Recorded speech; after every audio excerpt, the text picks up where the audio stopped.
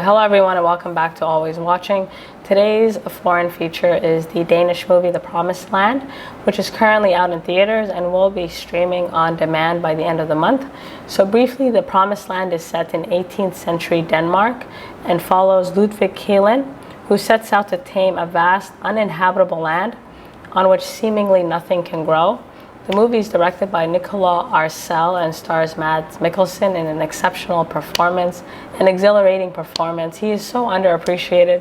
He's so underrated. Like, anytime I see this man on screen, I have to stop what I'm doing. The Promised Land is a screenplay based on the novel The Capt and Barbara, which makes a lot of sense as the movie goes on.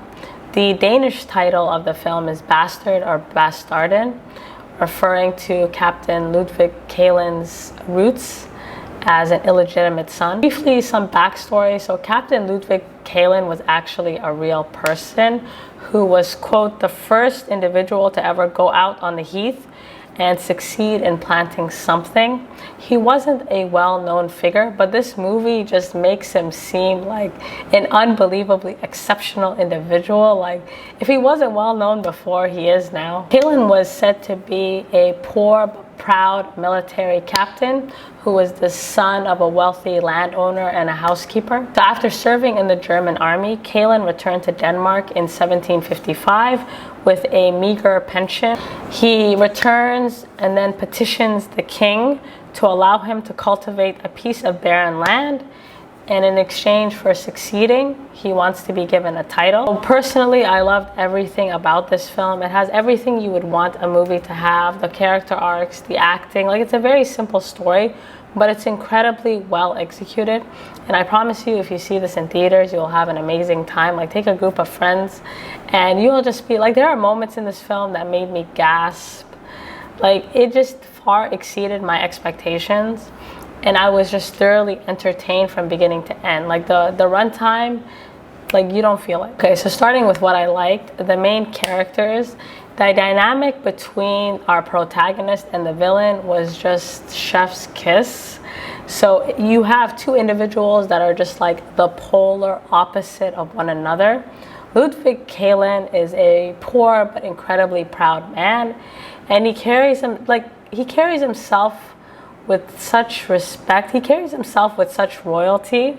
And so his arch nemesis in this movie is a man named De Schinkel, or as everyone seems to call him, Schinkel, who's just the total opposite of him. And I would argue the actor who played him was so exceptional. Like, he steals the show almost. Like, he is just unnerving, and he's basically a rich bum. He's someone who's always had whatever he wanted, but he hasn't really been able to make anything of it. And he's the type of evil that's not scary evil. He's just very, like, stupid evil. Like, he's not an intelligent human being. He's incredibly reckless.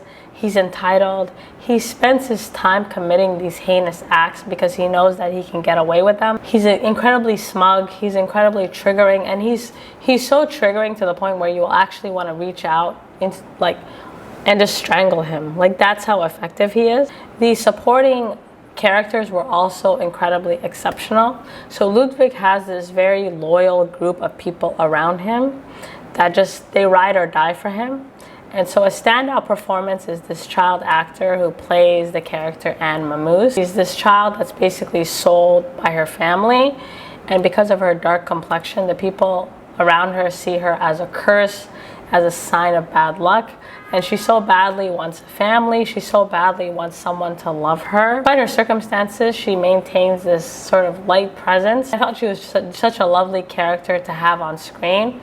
And the way that their relationship built over time was very organic, was very touching, was very authentic. Like, you get so invested in them. Like, you feel like you went through everything with them. And other standout performances include Anne Barbara, and this priest who thinks the world of Ludwig. He's willing to do anything and everything for this man. So Anne Barbara is a runaway housemaid whose world gets turned upside down when her husband is brutally murdered, in a scene that quite literally made me gasp. Like, it is so exceptional and incredibly well done. She eventually becomes Ludvig Kahlen's love interest. And again, the way these relationships sort of develop over time feels very organic, feels very authentic. And Anne Barbara probably has the biggest mic drop, you know, by the end of the film that I've seen in quite some time. Like, it's worth it to just wait till the end of the movie because, like, you just want to get up and clap. In terms of setting, most of the movie takes place either on the heath, like this barren land, or in De Schinkel's mansion. And so this land is this, like, it does feel like this barren area where there's so much potential, but at the same time, so much of nothing, right? No one's been able to really tap into it yet. And so it really works for the story because the drama of the story, again, the story is very simple. It's essentially like an underdog story. We're introduced to Captain Ludvig Kahlen preparing to meet the treasury. And although he is a captain, he lives in these kind of dire conditions that he desperately wants to get himself out of. He dreams of one day overcoming his circumstances and actually getting a royal title, like basically going up in class. Like, he's the son of a wealthy landowner and his mother was a housemaid, but he's not content, right? He's hungry to make a life for himself. The way the movie starts, it's with such tension, and even before we know anything about this man, we're already rooting for him to win. So Ludvig basically goes to the treasury in Denmark and says, in exchange for successfully cultivating this land, I want a title and I want a home. Like, he wants to make something of himself. So the treasury reluctantly agrees, but they don't offer him any resources and they don't offer him any men. This land is basically a passion project for the royal family in Denmark, but no one has been able to really make anything from it. So nothing grows on this land. And on top of that, the area is just filled with outlaws and thieves. Ludwig's time in the military basically exposed him to potatoes. And so he doesn't tell the treasury what he thinks can grow there. Instead, he kind of keeps it a secret, even from his gang, until he's absolutely sure that he's able to make it happen. So the drama is incredibly compelling because first you have Ludwig's kind of battle with the land itself and trying to cultivate something. And then you have this rivalry that he has with this wealthy landowner who hates his guts. So before Ludvig Kahlen comes around, De Schinkel is this wealthy landowner and he was very close to securing this land for himself and building something there. And so when Ludwig comes around, his plans are basically disrupted. He tries everything in his power to dissuade him. He tries intimidating him, bribing him, scaring him, but nothing works. Ludwig's sort of ambition and his self-respect greatly sort of disrupts Schinkel's ego. Like, this is a very rich man who has basically inherited all this wealth, but he hasn't been able to build anything from it, right? All he does is he stays in this home and he tells all his henchmen what to do. But he's not a man of creativity. He's not a man that, you know, he's never worked a day in his life. And what I find really fascinating about this villain is that nobody likes him. Like, they tolerate him, but they hate him, which only makes you hate him more. So he's engaged to be married to his cousin. And the only reason that they agreed to this marriage is because of his money. And even she hates his guts and is desperately rooting for Ludvig Kahlen to win. On top of that, his henchmen hate him. The men that he pays tolerate him, but they don't respect him.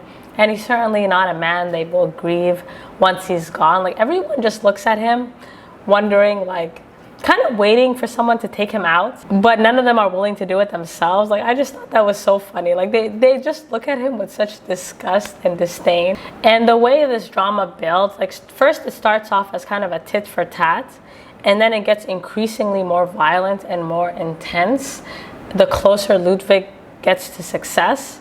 And Schinkel just starts losing all his patience because nothing he does is working. The pacing of this movie, like, Ludwig goes through so many ups and downs, and we go through these ups and downs with him. Like, there's a whole scene during the winter where you feel like everything is about to fall apart. Like, you feel like you're about to fall apart with him.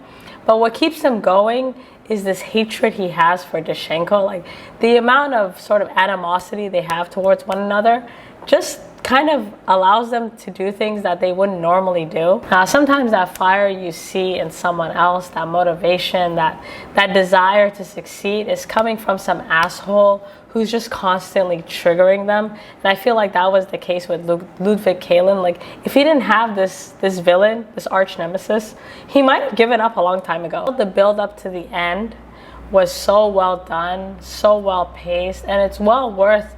Again, like, this movie probably has one of the biggest mic drops of any film so far this year. And so Ludvig Kahlen spends his whole life chasing prestige, chasing title, and when he gets everything that he wants, it's really just not worth it in the end. The theme throughout the movie is chaos versus control, and both of these men try so hard to get to this outcome that they think will bring them peace, bring them respect, like kind of give them everything that they want, but in the end it doesn't, right? In the end they end up just losing everything that they cared for, and it just becomes like scorched earth policy.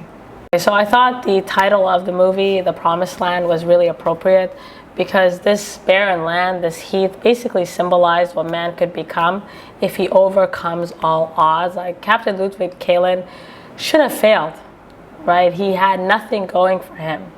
But with enough fire, with enough hard work, you can overcome your circumstances. Nothing is impossible, but that doesn't mean it won't be incredibly difficult and incredibly traumatizing and painful. So overall, I highly recommend this movie.